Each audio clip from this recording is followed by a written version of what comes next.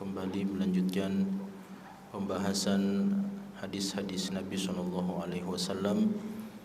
dari kitab Al-Adabul Mufrad karya Al-Imam Al-Bukhari rahimahullahu ta'ala.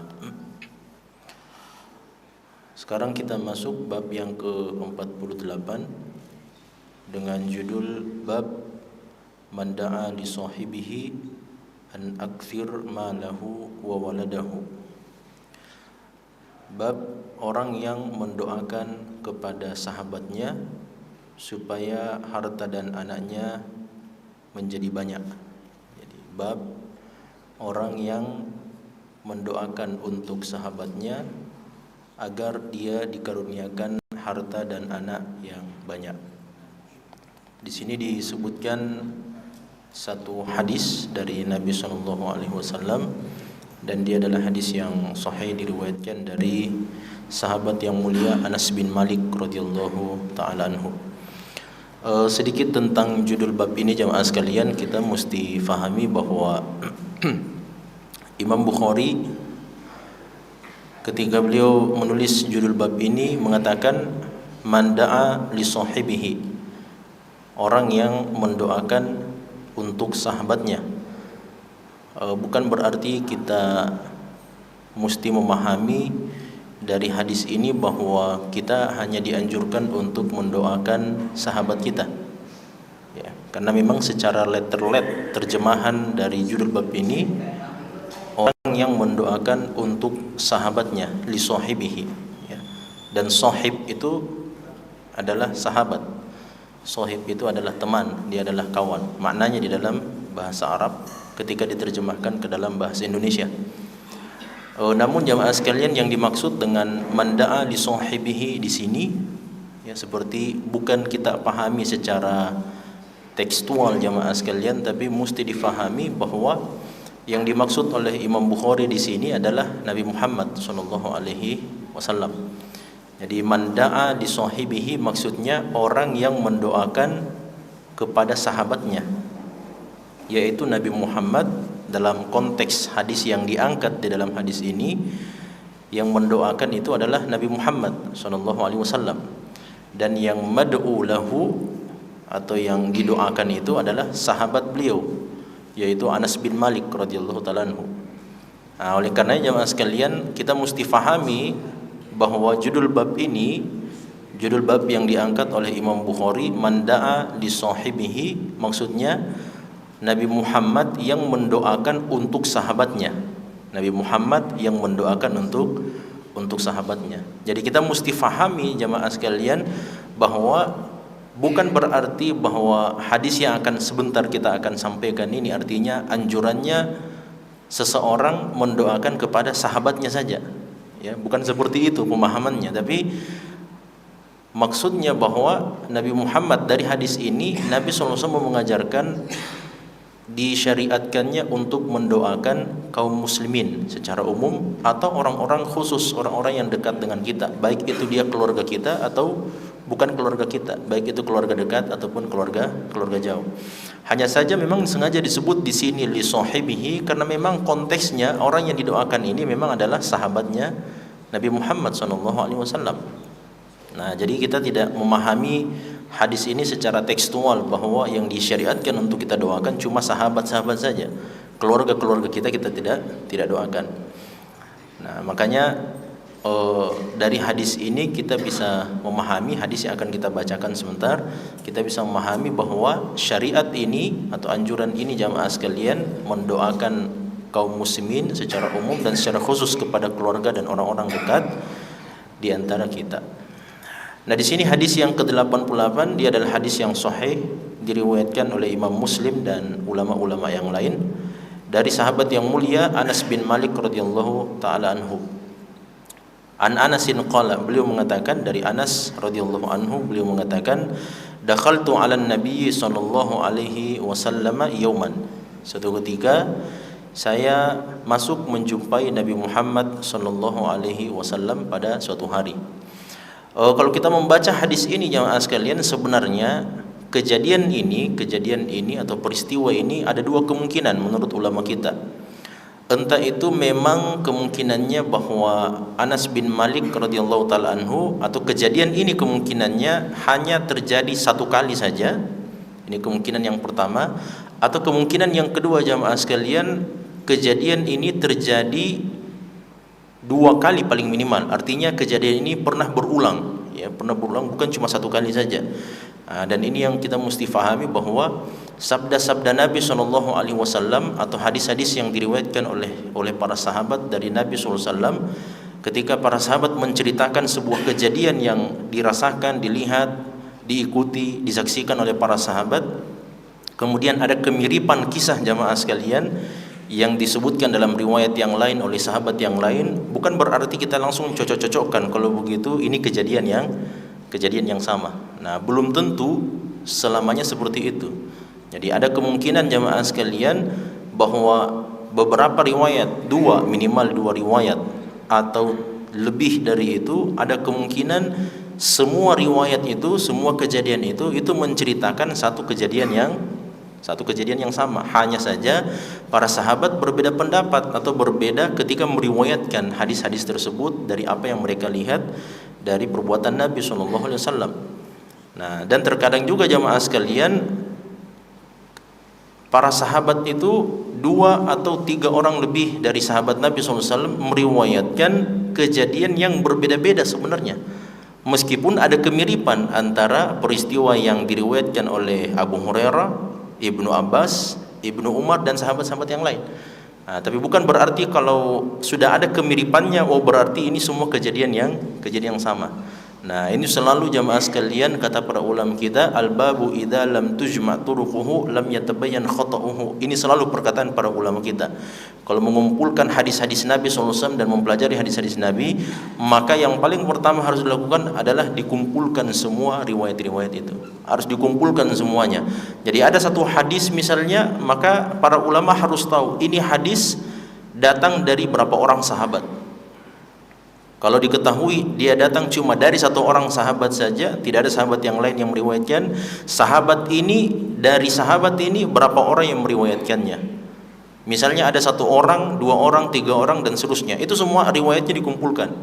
Kemudian dari semua para tabi'in ini, 3-5 orang ini, berapa orang yang meriwayatkan dari kelima-limanya ini. Nah, itu semuanya dikumpulkan jamaah sekalian, untuk kemudian dilakukan muqaranah, namanya perbandingan antara satu riwayat dengan riwayat yang lain, supaya ditahu mana riwayat yang paling cocok dan mana riwayat yang salah. Karena kalau sudah dikumpulkan semua riwayat itu, maka akan ketahuan nanti, mana riwayat yang paling sesuai. Ini riwayat, ini hadis yang kebanyakan diriwayatkan oleh para ulama kita. Berarti ini riwayat yang sesuai.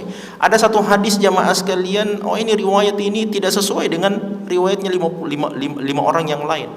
Contoh misalnya, kalau saya mengatakan misalnya kepada mahasiswa saya, misalnya besok libur jamaah sekalian, karena ada sweeping, misalnya kan ada video sekarang tersebarnya, ada sweeping, kalau tidak salah besok rencana sweeping dari Bapak Kepolisian kita. Misalnya kalau saya mengatakan besok ada sweeping misalnya kendaraan, misalnya DD dan seterusnya, itu yang akan dicek. Kemudian dari semua kita ini jamaah sekalian, semuanya bersepakat mengatakan, menginformasikan ke keluarga masing-masing di rumah bahwa besok ada sweeping, kata Ustaz Rahmat. Tapi ada satu di antara jamaah sekalian yang mengatakan besok tidak ada sweeping. Kira-kira yang mana yang mau dipercaya jamaah sekalian? Yang 100 orang, yang 99 orang mengatakan besok ada sweeping, atau yang 1 orang yang mengatakan besok tidak ada sweeping? Secara umum jamaah sekalian, kita lebih percaya kepada berita yang lebih banyak. Dan kita akan meninggalkan berita yang menyendiri, yang 1 orang itu. Nah, oleh karenanya jamaah sekalian, ini contoh hadis untuk pembahasan ini jamaah sekalian, bahwa kejadian ini yang akan kita ceritakan sebentar dari hadisnya Anas bin Malik. Para ulama kita menyebutkan ada kemungkinan bahwa kejadiannya itu terjadi hanya 1 kali saja.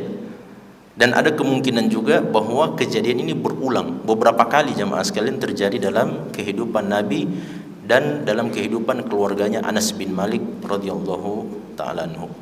Jadi kata Anas bin Malik jamaah sekalian, dakhaltu 'ala Nabi sallallahu alaihi wasallam yauman, suatu ketika saya masuk ke dalam rumah, saya mengunjungi Nabi sallallahu alaihi wasallam. wa ma huwa illa ana wa ummi wa ummu haramin khalati. Nah, dan di dalam rumah itu tidak ada orang yang lain kecuali saya, kecuali Nabi Muhammad, saya, ibu saya dan bibi saya namanya Ummu Haram. Nah, jadi berapa orang semuanya? Ada 4 orang saja. Yang pertama Nabi Muhammad, kemudian ada Anas bin Malik, kemudian ibu beliau, ibunya namanya Rumaisah atau Gumaisah. Ini khilaf di antara ulama kita. Jadi ibunya Anas bin Malik itu entah nama Rumaisah atau sahabat Nabi SAW perempuan. Dia adalah saudarinya ibunya Anas bin Malik, ya, saudari dari ibunya Anas bin Malik radhiyallahu taala anhu. Nah, mungkin muncul pertanyaan, Ustaz, mana bapaknya Anas bin Malik? Kenapa tidak pernah diceritakan itu Malik jamaah sekalian? Namanya Malik ibnu Nadhr. Jadi Malik ibnu Nadhr ini sedikit cerita jamaah sekalian tentang Anas bin Malik. Jadi Anas bin Malik ini kan anak kecil jamaah sekalian. Ketika Nabi SAW datang hijrah ke kota Madinah, usianya sudah 10 tahun. Ya, ini penting untuk kita ceritakan ini jamaah sekalian, karena nanti ada kaitannya di akhir pembahasan kita tentang kandungan doanya Nabi SAW. Jadi memang karakternya Anas bin Malik harus kita jelaskan sejak awal. Jadi Anas bin Malik ini ketika Nabi SAW hijrah usianya sudah 10 tahun. Ya. Kemudian jamaah sekalian, ternyata ketika Nabi SAW sudah memulai dakwahnya, dakwah beliau sudah mulai tersebar ke kota Yathrib. Yathrib itu nama lain, nama sebelum diubahnya nama kota tersebut menjadi Al-Madinah An-Nabawiyah. Sebenarnya yang lebih terkenal adalah Al-Madinah An-Nabawiyah. Belakangan itu jemaah sekalian disebut sebagai Al-Madinah Al-Munawwarah. Ya, jadi yang lebih dikenal di dalam buku-buku para ulama kita dan sebagainya disebut sebagai Al-Madinatu An-Nabawiyah. Al-Madinah An-Nabawiyah artinya adalah kota Nabi. Nah, karena memang yang membangun kota Madinah itu jamaah sekalian adalah Nabi Muhammad dan para sahabat. Termasuk, ya jangan dianggap remeh jamaah sekalian, Nabi itu pertama kali datang, beliau sudah langsung membangun pusat-pusat kehidupan di dalam kota Madinah. Nah, jadi Nabi SAW pertama kali datang sampai di daerah yang paling terdekat dari kota Mekah jamaah sekalian, namanya Awali. Ya, itulah yang sekarang ada Masjid Kuba. Nah, makanya kalau kita masjid apa yang paling pertama didirikan oleh Nabi Muhammad, jawabannya bukan Masjid Nabawi. Masjid yang paling pertama dibangun oleh Nabi SAW adalah Masjid Kuba. Nah, itulah masjid yang paling pertama dibangun oleh Nabi kita Muhammad SAW. Jadi Nabi pertama kali tiba jamaah sekalian, beliau langsung membangun Masjid Kuba. Selama beberapa malam beliau bermalam di daerah Awali tersebut. Akhirnya kemudian beliau masuk ke dalam kota Madinah. Yang paling pertama dibangun oleh Nabi SAW adalah Masjid Nabawi. Nah, itu dulu. Jadi belum ada kamarnya Nabi SAW, belum ada rumahnya Nabi SAW. Yang paling pertama dibangun adalah Masjid Nabawi. Nah, itu dulu. Bagaimana caranya jamaah sekalian? Nabi SAW perintahkan kepada para sahabat, jangan mengganggu ini unta saya namanya Al-Qaswa. Dia berkeliling-keliling sementara mencari di mana posisi yang paling tepat sesuai dengan perintah Allah untuk membangun Masjid Nabawi. Padahal sebenarnya jamaah sekalian, beberapa kabilah di kota Madinah itu sudah meminta kepada Nabi, ya Rasulullah, jangan kemana-mana, di tempat kami saja, di kabilah kami saja. Karena Madinah itu jamaah sekalian penuh dengan kabilah. Jadi ada kabilah ini fulan, ada kabilah fulan, ada juga di dalamnya kabilah orang-orang Yahudi. Tapi Nabi SAW namanya Bani Najjar, yang paling pertama menawarkan tempat pemukiman untuk ditempati, dibangun rumah oleh Nabi SAW itu adalah kabilah Bani Najjar. Itu yang paling pertama. Tapi Nabi SAW menolak.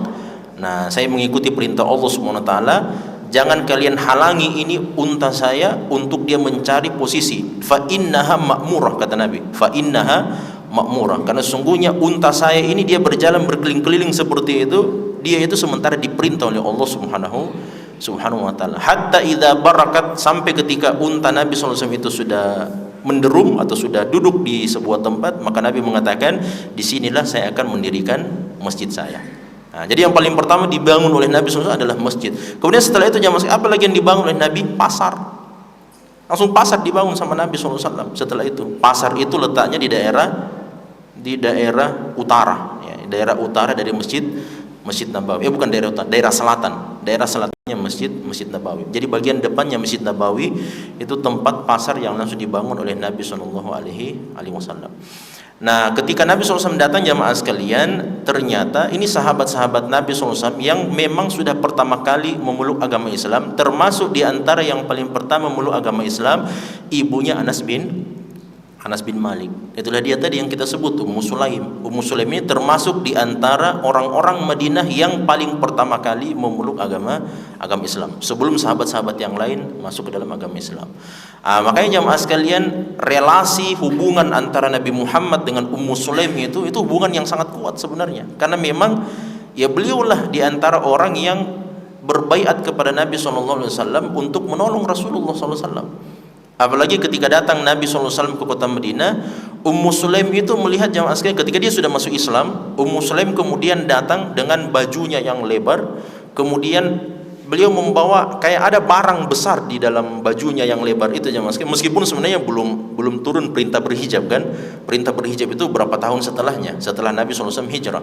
Jadi Ummu Sulaim datang dengan pakaian besar jamaah sekalian, kayak ada barang besar di dalam bajunya itu Ummu Sulaim, kemudian masuk minta izin ke dalam rumahnya Nabi. Lalu kemudian diizinkan sama Nabi SAW. Kata Ummu Sulaim dalam hadis yang sahih, ya Rasulullah, saya melihat para sahabat-sahabat yang lain, maksudnya penduduk asli kota Madinah, saya melihat mereka telah memberikan hadiah kepada Anda. Ada hadiah yang luar biasa, ada yang sedang, ada yang biasa-biasa saja. Adapun saya ini adalah orang yang sudah ditinggalkan oleh suami saya. Nah itu dia, siapa namanya? Malik ibn Nadhr, bapaknya Anas bin Malik. Jadi Anas bin Malik bin An-Nadhr. Jadi bapaknya itu adalah Malik bin An-Nadhr. Ini dia sudah melarikan diri jamaah sekalian. Karena apa? Ketika Nabi SAW datang berhijrah, Malik ini, bapaknya Anas bin Malik, itu tidak ridho ketika istrinya memeluk agama Islam. Dia tidak mau. Artinya hidayah belum masuk ke dalam hatinya. Akhirnya karena Ummu Sulaim istrinya, ibu dari Anas bin Malik juga tidak mau mundur dari keimanannya jamaah sekalian, maka ya sekalian saya tinggalkan saja kalau begitu. Akhirnya dia pergi jamaah sekalian ke Ethiopia. Di Ethiopia Habasyah, di sana kemudian dia memeluk agama Kristen, agama Nasrani, dan meninggal di atas agama Nasrani. Itu bapaknya Anas bin Malik, namanya Malik bin An-Nadhr. Nah, ketika Ummu Sulaim, ibunya Anas bin Malik datang jamaah sekalian membawa pakaian yang besar itu atau barang yang besar itu, kemudian beliau mengatakan, ya Rasulullah, saya melihat para sahabat yang lain sudah berikan hadiah kepada Anda. Artinya ini hadiah selamat datang jamaah sekalian. Ya, Nabi SAW sudah datang, tentu barang-barang belum ada dan sebagainya, penghidupan tentu saya masih sulit dan seterusnya. Maka para sahabat ada yang memberikan makanan, memberikan apa dan seterusnya. Maka Ummu Sulaim mengatakan, ya Rasulullah, saya ini orang yang sudah tinggalkan suami saya tidak punya barang apa-apa untuk saya hadiahkan kepada Anda. Yang saya punya ya Rasulullah, ini adalah anak kecil. Langsung dikeluarkan dari bajunya Ummu Sulaim. Nah, siapa dia? Anas bin Malik, 10 tahun, ternyata digendong di dalam bajunya Ummu Sulaim. Nah, artinya saking kecilnya itu Anas bin Malik jamaah sekalian, digendong di dalam bajunya ibunya Ummu Sulaim. Nah, lalu dikeluarkan, diberdirikan di hadapan Nabi SAW dan mengatakan, ya Rasulullah, ini anak saya Anas ibnu Malik, dialah yang akan mengkhidmat Anda selama Anda di dalam kota Madinah. Nah, makanya Anas bin Malik itu berkhidmat selama 10 tahun kepada Nabi SAW, baik itu ketika Nabi SAW mukim di dalam kota Madinah atau ketika Nabi SAW safar. Nah, sedangkan sebagian sahabat Nabi yang berkhidmat kepada Nabi jamaah sekalian itu khidmatnya khidmat khusus.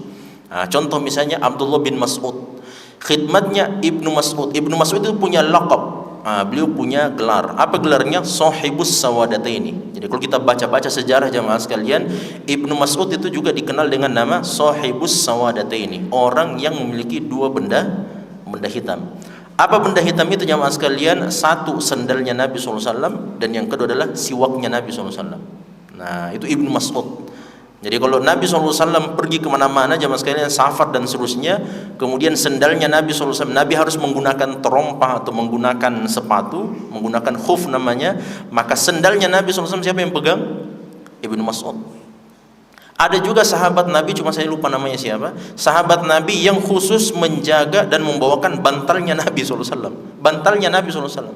Jadi karena ini orang yang paling mulia. Nah, jadi mengkhidmat orang yang paling mulia adalah kemuliaan yang sangat besar. Nah, ternyata orang yang mengkhidmat Nabi SAW, kalau sahabat-sahabat Nabi jamaah sekalian, mereka khidmatnya khusus-khusus saja. Ada yang membawakan siwaknya, ada yang membawakan air, menyiapkan air, seperti sahabatnya Anas bin Malik jamaah sekalian. Ada sahabatnya Anas bin Malik itu kerjanya cuma bawakan air wudunya Nabi saja. Jadi kalau Nabi SAW minta, bawakan saya air wudu, maka itu dia sahabat itu, temannya Anas bin Malik. Nah, tapi kalau Anas bin Malik tidak, semua khidmat kepada Anas bin Malik atau kepada Nabi SAW akan dilayani oleh Anas bin Malik, hadaran atau safaran, baik itu Nabi SAW hadir di kota Madinah, mukim di Madinah, atau ketika beliau safar. Jadi kemana-mana Nabi SAW pergi. Jadi kalau Pak Prabowo punya Mayor Teddy, kemana-mana kan ikut terus jamaah sekalian. Pak Seskap, ini samalah kurang lebih seperti itu ya. Anas bin Malik kemana-mana Nabi SAW, maka Anas bin Malik pasti ada. Cuman istimewanya Nabi SAW jamaah sekalian, kata Anas bin Malik, 10 tahun saya berkhidmat kepada Nabi SAW, tidak pernah Nabi mengatakan kepada saya, kenapa kau tidak melakukan ini untuk sesuatu yang saya tidak lakukan. Dan Nabi SAW tidak pernah mengatakan kepada saya, kenapa kau kerjakan ini untuk sesuatu yang saya kerjakan. Itu tidak pernah sama sekali. Jadi Anas bin Malik anak kecil jamaah sekalian. Anas bin Malik karena masih kecil, barangkali anak-anak kita jamaah 10 tahun, 12 tahun, 13 tahun, itu kan masih keluyuran ke sana kemari jamaah sekalian. Sampai dalam hadis yang sahih, Nabi pernah perintahkan kepada Anas, "Wahai Anas, pergilah ke pasar dan beli barang ini." Ternyata sampai sore tidak datang itu Anas bin Malik. Sampai sore jamaah sekalian, padahal kebutuhan Nabi SAW mau dibeli barang di pasar. Tapi sampai sore Anas bin Malik tidak datang-datang. Ternyata pas Nabi keluar dari rumah jamaah sekalian, ketemu dengan Anas bin Malik main baguli ceritanya ya. Kalau anak-anak kita barangkali main layang-layang, main baguli, kelereng dan sebagainya. Anas bin Malik ternyata pas dia keluar dari rumah Nabi SAW, ketemu dengan teman-temannya. Main di tengah jalan jamaah sekalian, akhirnya dia ikut singgah di situ. Lupa dengan perintah Nabi SAW. Tapi ternyata meskipun Nabi sudah perintahkan jamaah sekalian, ketika ditemui oleh Nabi SAW, ternyata Nabi tidak menegur, tidak dimarahi, tidak dipukul, tidak diapa-apakan jamaah sekalian. Nah, itulah karena Nabi kita Muhammad SAW adalah orang yang paling bertakwa kepada Allah dan kepada orang-orang yang ada di sekitarnya. Jadi ini orang istimewa. Anas bin Malik adalah orang yang istimewa. Makanya doanya Nabi jamaah sekalian itu juga adalah doa yang istimewa, doa yang Nabi SAW panjatkan kepada Allah Subhanahu Wa Taala untuk Anas bin Malik. Doanya juga istimewa. Ternyata jamaah sekalian, ini satu pelajaran. Dalam hadis yang lain diceritakan bahwa ini kan kalau kita lihat ceritanya ini, Anas bin Malik dia datang jamaah sekalian bertemu dengan Nabi SAW, lalu kemudian tiba-tiba langsung berpindah posisi ya. Kata Anas bin Malik, dakhaltu ala Nabi sallallahu alaihi wasallam yauman wa ma huwa illa ana wa ummi wa ummu haram. Nah, jadi saya masuk ke rumah dan di dalam rumah itu cuman ada saya, Nabi Muhammad, ibu saya dengan bibi saya. Itu berarti jamaah sekalian, Nabi ini Anas bin Malik ini tiba-tiba dia sudah masuk ke dalam rumah. Ini cerita sudah langsung ada di dalam rumahnya Anas bin Malik. Padahal dalam riwayat yang lain, dalam hadis yang lain dan juga adalah hadis yang sahih, ternyata Anas bin Malik itu dia datang kepada Nabi SAW. Datang bertemu dengan Nabi SAW dan mengatakan, "Ya Rasulullah, hal sallaita bina fi baitina atau fi buyutina?" Ya Rasulullah, bolehkah Anda untuk datang ke rumah kami untuk sholat di rumah kami? Dan itu yang akan dikerjakan sama Nabi SAW. Makanya di sini dikatakan jemaah sekalian, "Idz dakhala alaina faqala lana." Ketika Nabi SAW sudah masuk ke dalam rumah kami, maka Nabi SAW bersabda, "Ala usolli bikum." Ya, bagaimana ini, saya mau sholat bersama kalian atau tidak? Nah, artinya jemaah sekalian, ada potongan cerita sebenarnya. Ada potongan cerita dalam riwayat yang lain, meskipun tidak disebutkan dalam hadis Muslim ini, ada potongan cerita sebelumnya bahwa Anas bin Malik itu datang menemui Nabi Muhammad SAW dan menyampaikan, "Ya Rasulullah, minta izin, boleh tidak Anda sholat di tempat kami?" Dan ini adalah kebiasaan para sahabat, meskipun tidak boleh kita kerjakan. Dan ini tidak boleh dikerjakan jemaah sekalian. Jadi tidak boleh kita misalnya tiba-tiba ada orang yang sangat soleh, orang yang sangat bertakwa, kemudian kita minta, bisa kita sholat di rumah, nanti tempat sholatnya itu kita jadikan sebagai tempat sholat kita. Itu tidak boleh jamaah sekalian. Ya, meskipun sebagian orang mengatakan hukumnya boleh sebenarnya. Sebagian orang mengatakan begitu, mengambil keberkahan dari orang-orang yang soleh. Sebagian ulama mengatakan yang seperti itu boleh karena mengkiaskan orang soleh tersebut kepada Nabi Muhammad SAW. Tapi mengkiaskan orang soleh itu jamaah sekalian kepada Nabi Muhammad SAW itu dalam agama kita namanya, dalam ilmu usul fikih disebut sebagai qiyasun ma'al fariq. Dia mau mengkiaskan dua hal, tapi pengkiasannya itu jamaah sekalian, analoginya itu rancu dia atau tidak seimbang. Karena apa? Karena tidak bisa kita mengkiaskan Nabi Muhammad dikiaskan, dianalogikan dengan orang lain. Karena Nabi Muhammad SAW itu adalah orang yang punya kekhususan dan keistimewaan. Jadi tidak bisa kita mengatakan saya mau poligami 10 orang, 13 orang. Tidak bisa jamaah sekalian. Alasannya apa? Ya, Nabi Muhammad punya istri 13 orang. Tidak bisa kita analogikan begitu karena Nabi Muhammad itu punya kekhususan. Saya misalnya mau puasa wisol. Puasa wisol itu artinya menyambung puasa itu jamaah, puasa sunnah. Jadi hari ini saya puasa, tidak buka puasa, langsung disambung lagi hari berikutnya.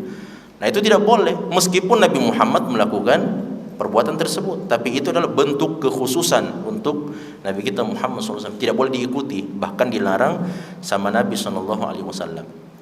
Nah, jadi para sahabat jamaah sekalian tahu bahwa tubuh Nabi SAW ini adalah tubuh yang diberkati.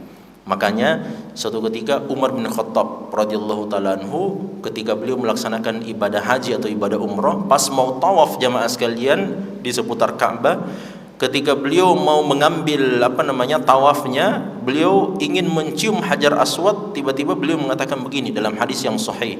Beliau mengatakan, "Inni la a'lamu annaki hajar." Sesungguhnya saya tahu betul kamu itu cuma seonggok batu. Kau itu cuma batu saja. Hajar Aswad itu Umar bin Khattab yang bilang begitu. Kau itu cuma batu. Laula anni ra'aitun nabiyya sallallahu alaihi wasallam qabbalaki ma qabbaltuki. Seandainya saya tidak pernah melihat Nabi Muhammad sallallahu alaihi wasallam pernah mencium Anda, maka saya tidak akan pernah cium. Nah, itu Umar bin Khattab jemaah sekalian. Artinya amalan itu dikerjakan karena memang ada tuntunan dari tuntunan dari Nabi Muhammad SAW. Kalau Nabi Muhammad melakukan itu dan itu bukan kekhususan untuk beliau dan itu adalah hal yang umum untuk diikuti oleh kaum muslimin, maka kewajiban kita adalah mengikuti amalan Nabi SAW sekadar kemampuan kita. Kan seperti itu. Nah, makanya jemaah sekalian, para sahabat Nabi SAW, karena Nabi SAW mencium Hajar Aswad, maka diikutilah oleh sahabat Nabi. Dan kita juga kalau tawaf jamaah sekalian dianjurkan untuk mencium Hajar Aswad kalau kita punya kemampuan. Nah, itu karena para sahabat tahu bahwa segala sesuatu dari tubuh Nabi Muhammad SAW itu memiliki keberkahan, termasuk benda-benda yang pernah disentuh langsung oleh Nabi Muhammad SAW. Dan itu sudah banyak, sudah berkali-kali jamaah sekalian kita sampaikan dalam kajian kita ini sebelumnya bagaimana keberkahan tubuhnya Nabi SAW. Salah satu diantaranya bahkan ketika kita membahas masalah darah manusia itu kan jamaah sekalian, apa hukumnya darah? Darah itu najis sebenarnya kan? Darah itu najis, tapi darahnya Nabi Muhammad itu suci. Nah, tidak najis. Apa buktinya jamaah sekalian? Kenapa darah Nabi SAW itu suci?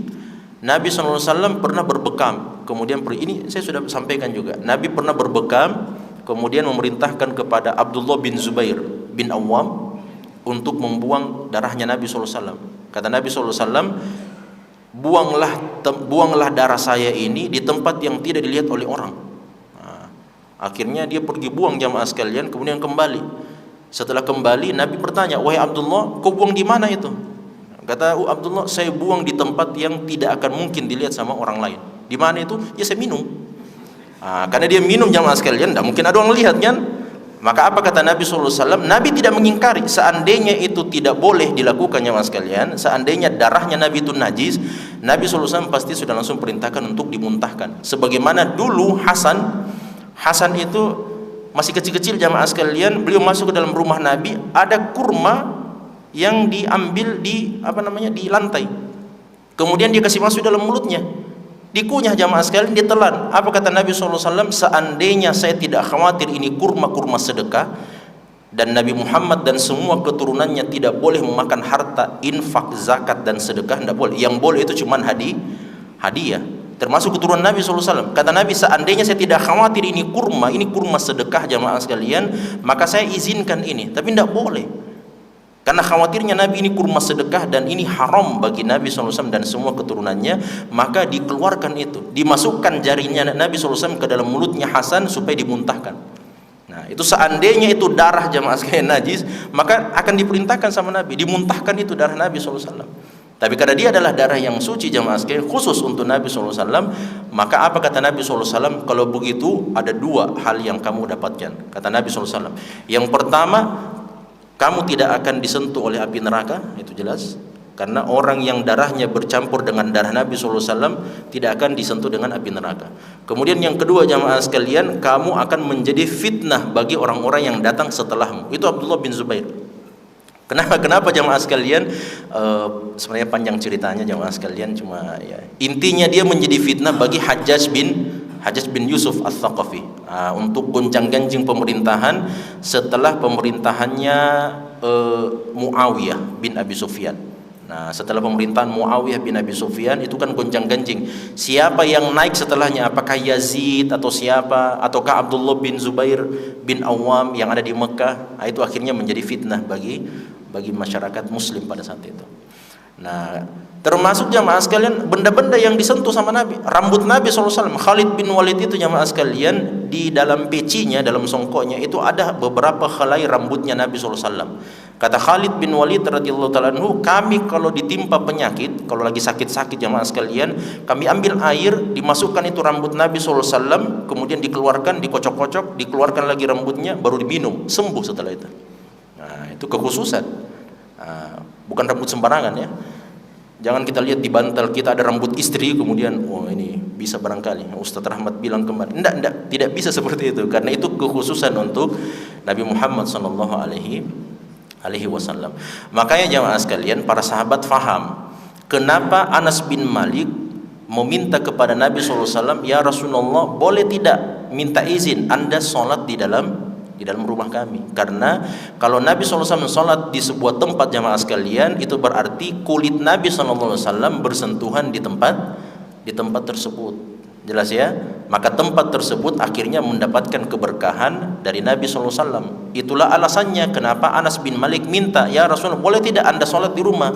Karena wanita-wanita, ibunya Anas bin Malik, kemudian Ummu Haram, bibinya beliau, itu kan ya mau memperbanyak ibadah-ibadah sunnahnya, sholat-sholat sunnahnya, dan mereka berharap mudah-mudahan, karena tidak bisa sholat bersama Nabi SAW, atau lebih utama sholatnya perempuan di dalam rumahnya jamaah sekalian, mereka tidak mau kehilangan kesempatan bahwa Nabi, kita minta sholat di rumah, kemudian di tempat sholatnya Nabi SAW itu kita sholat di situ. Nah, jadi mendapatkan keberkahan tempat yang telah disentuh oleh Nabi kita Muhammad SAW.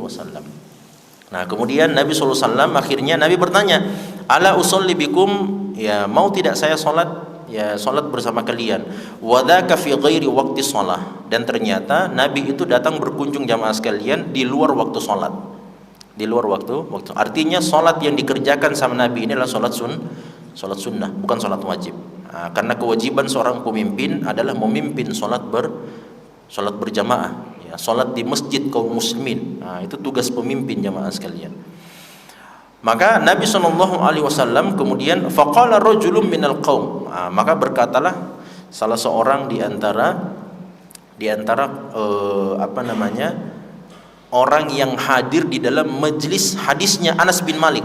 Jadi ini kan ceritanya Anas bin Malik menyampaikan hadis kan, belum menceritakan di hadapan sahabat-sahabat yang lain. Tiba-tiba jemaah sekalian, sudah azan. Belum ya. Nah, tiba-tiba jemaah sekalian, ketika Anas bin Malik menceritakan Nabi SAW sholat, jadi Nabi SAW memimpin sholat. Siapa yang dipimpinkan? 3 orang ya. Anas bin Malik, laki-laki, anak kecil, kemudian yang kedua adalah ibu beliau, dan yang ketiga adalah Ummu Haram, bibinya Anas bin Malik.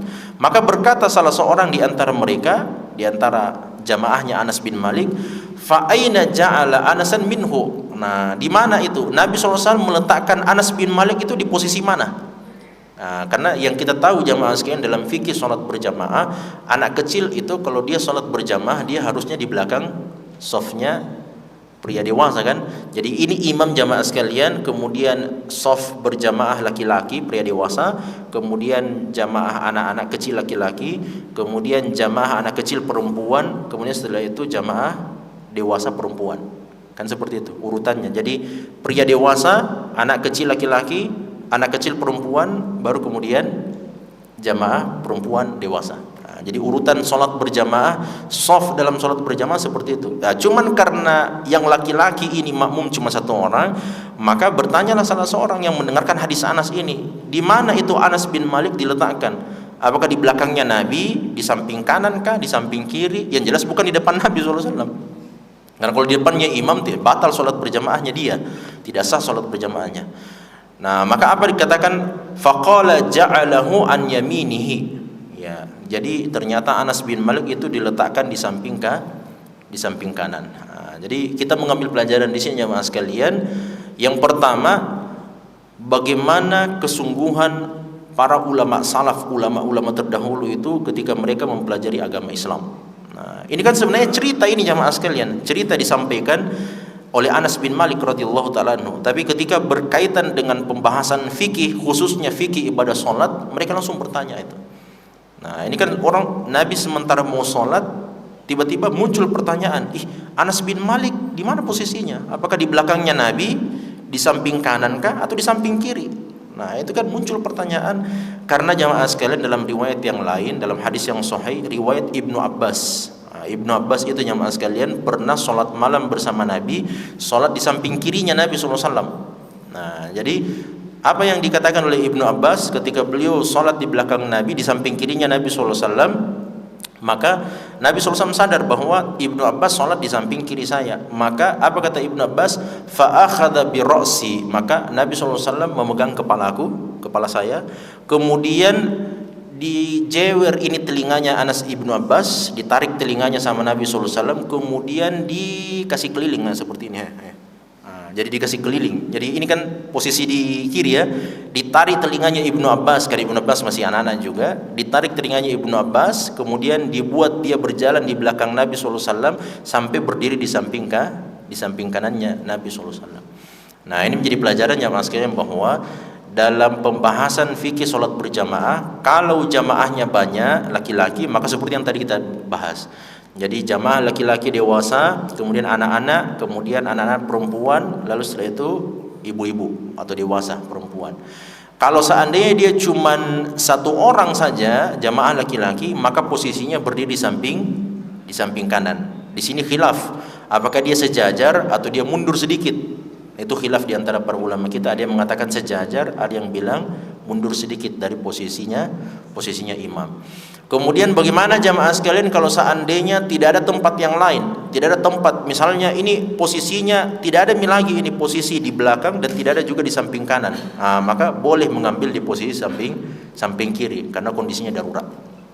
Kemudian jamaah sekalian, bagaimana kalau seandainya jamaahnya itu perempuan, satu orang perempuan misalnya.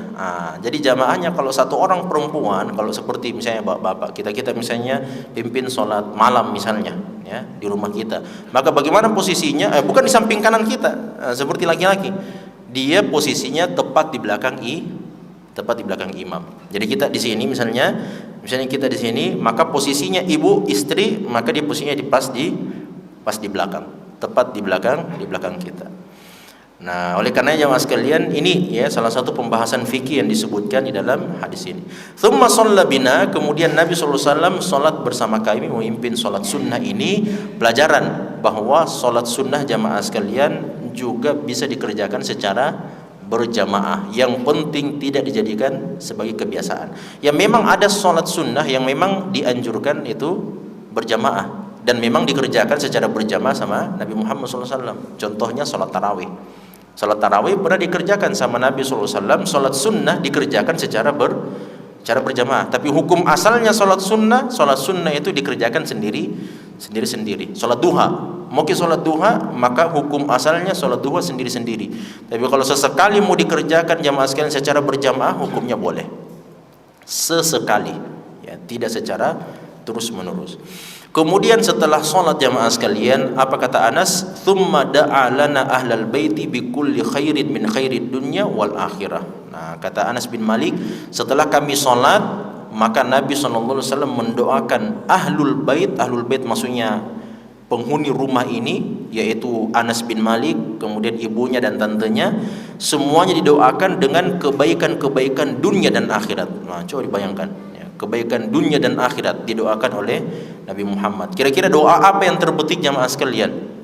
Doa sapu jagat. Rabbana atina fid dunya hasanah wa fil akhirati hasanah wa qina adzabannar. Faqalat ummi, maka berkatalah ibu saya. Nah ini, coba kita lihat jemaah sekalian pelajaran bagaimana seorang ibu lebih mendahulukan anaknya dari kebutuhan dirinya sendiri. Maka berkatalah ibu saya, ya Rasulullah, khuwaidimuk. Khuwaidimuk itu artinya ini pembantumu yang masih kecil ini ya Rasulullah. Meskipun Anas sebenarnya sudah didoakan sama Nabi, karena kata Anas bin Malik, Nabi mendoakan kami semua. Tapi sang ibu mengatakan, meskipun sudah didoakan sama Nabi doa umum, ibunya mengatakan, ya Rasulullah, bagaimana dengan pembantu pelayan Anda yang masih kecil ini, yaitu Anas bin Malik radhiyallahu taala anhu. Nah, maka ud'ullaha lahu, doakanlah kepada Allah SWT untuk Anas bin Malik ini, fada'ali bi kulli khair. Nah, maka Nabi SAW mendoakan saya dengan semua jenis kebaikan-kebaikan, meskipun tidak disebutkan di sini. Ya, apa doa-doa kebaikan yang didoakan oleh Nabi SAW kepada Anas bin Malik?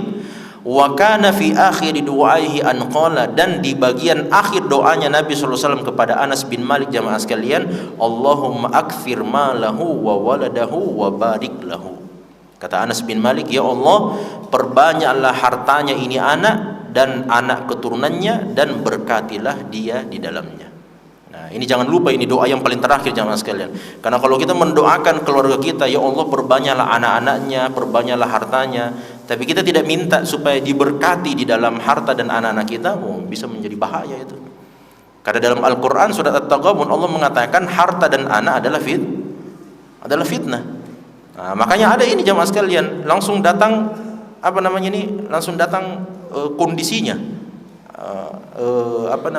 syarat dan ketentuannya. Nah, seperti kalau kita mau menerima hadiah misalnya, syarat dan ketentuan berlaku. Nah, itu langsung datang SK-nya dari Nabi SAW, ya Allah berkatilah dia di dalamnya. Nah, dan ternyata jamaah sekalian, Anas bin Malik itu 10 tahun hidup bersama ibunya, 10 tahun hidup bersama Nabi Muhammad SAW. Artinya Nabi wafat usianya Anas bin Malik berapa? 20 tahun. 2 tahun lebih tua dari Aisyah radhiyallahu taala anha. Karena Aisyah itu wafat Nabi Muhammad usianya 18 atau 19 tahun. Ya, jadi lebih senior itu Anas bin Malik dari Aisyah. Bisa dibayangkan jamaah sekalian, Anas bin Malik itu ya agak sedikit di atasnya, lebih senior sedikit daripada Aisyah radhiyallahu taala anha. Tapi ini 2 orang sahabat yang cerdas-cerdas, pintar-pintar ini jamaah sekalian. Maka ternyata di akhir kehidupan Anas bin Malik jamaah sekalian, ternyata Anas bin Malik itu wafat pada tahun 80-an Hijriah. Pada tahun 80-an Hijriah. Itu berarti kalau beliau sudah hidup 20 tahun jamaah sekalian, pada tahun 90-an. Nah, 90-an, karena usia beliau ketika tahun 10 Hijriah itu berarti sudah 20 tahun. Kalau ditambah jamaah sekalian 90 tahun setelahnya jamaah sekalian, tahun ke-90 itu berarti usianya Anas bin Malik berapa? 100 tahun. Nah, sebagian ulama mengatakan usia Anas bin Malik atas doa Nabi Muhammad SAW jamaah sekalian, usianya Anas bin Malik itu berapa? 120 tahun.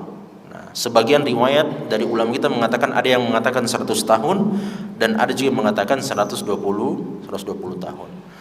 Nah, kenapa jamaah sekalian usianya Anas bin Malik ini panjang menjadi 100 tahun jamaah sekalian? Karena ya itu rahasianya, harus banyak anaknya.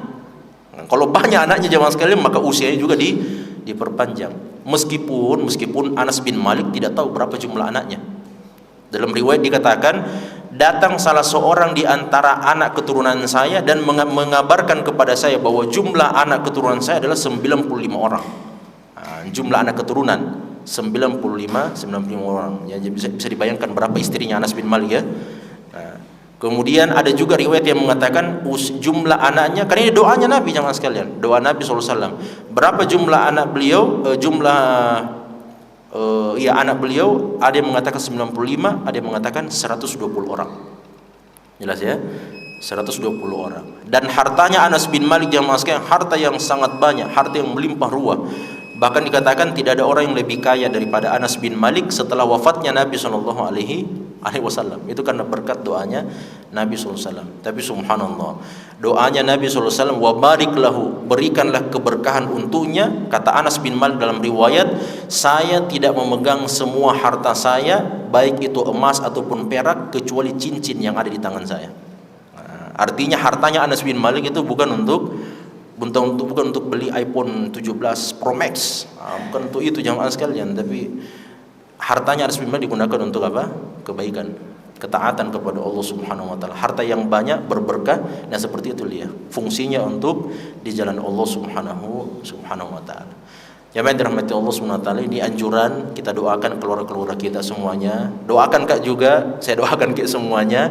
An-dhahril ghaibi jamaah sekalian, mudah-mudahan dikabulkan oleh Allah Subhanahu wa taala. Jamaah dirahmati Allah, ini yang dapat kita sampaikan. Mudah-mudahan ada manfaat. Hadanallahu wa iyyakum ajmain. Wassalamualaikum warahmatullahi wabarakatuh.